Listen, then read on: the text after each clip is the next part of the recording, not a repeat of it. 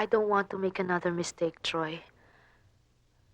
Kapag tinanggap kita agad, pagkatapos ng sama ng loob na binigay sa akin ni Arvin, magiging unfair sa'yo at sa aking sarili. Aaminin ko, kasabay na nawala ng respeto ko ang pagmamahal ko kay Arvin. But that doesn't mean napapasok na naman ako sa isang bagay na hindi ko nasisiguro. Give me more time, Troy. Time?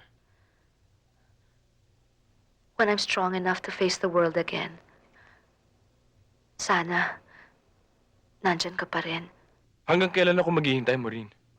You asked for time, I gave you time. Tuwing nararamdaman ko kung gaano mo kamahal si Arvin, nasusukat ko rin kung gaano kaliit ang kinalalagyan ko sa puso mo. At yun ang masakit sa akin, Maureen. Marunong din ako mainip.